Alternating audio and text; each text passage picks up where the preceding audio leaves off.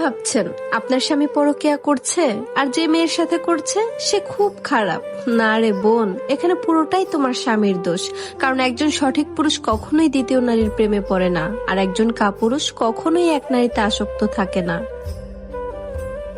জীবনে চলার পথে এই তিনটি কথা সবসময় মাথায় রাখবেন। নাম্বার 1, যে আপনাকে সাহায্য করে তাকে কখনোই ভুলবেন না। যে আপনাকে ভালোবাসে তাকে কখনো ঘৃণা করবেন না। আর যে আপনাকে বিশ্বাস করে তাকে কোনোদিনও ঠকাবেন না।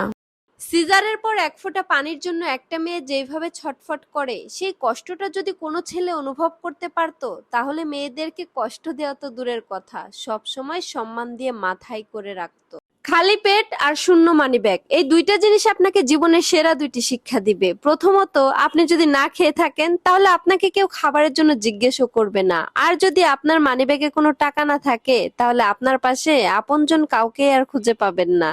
স্বামীর মতো আপন এই পৃথিবীতে কেউ হতে পারে না। স্বামী নামের এই মানুষটাকে কখনো টাকার গাছ ভেবো না। স্বামীকে সবসময় মাথার উপরে ছায়া হয়ে থাকা বটগাছ মনে করবে। এই বটগাছটা যতদিন তোমার উপরে ছায়া দিবে ততদিনই বাবার বাড়ি, শ্বশুর বাড়ি সব মানুষের কাছে তোমার মূল্য থাকবে। আর এই বটগাছটা যেদিন তোমার মাথার উপর থেকে চলে যাবে সেদিন কারো কাছে তোমার মূল্য থাকবে না, চারিপাশটা অন্ধকার হয়ে যাবে। একটা কথা জানেন তো, পরিস্থিতির সাথে লড়াই করা যায় কিন্তু ভাগ্যের সাথে নয়। ভাগ্য এক আজব জিনিস, কাউকে সবকিছু দেয় আবার কারোর থেকে সব কেড়ে নেয়।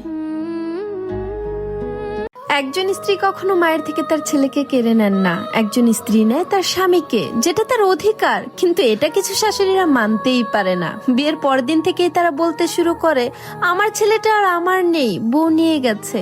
আচ্ছা, ছেলেকে বউয়ের সাথে সুখী দেখলে যদি আপনার কষ্টই হয় তাহলে ছেলেকে বিয়ে করান কেন?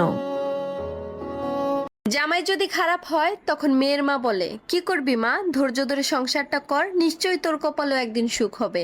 আর যদি বউটা খারাপ হয় তখন ছেলের মা বলে, বাবা ওরে তালাক দিয়ে দে, তোরে ওর থেকেও ভালো বউ বিয়ে করাবো।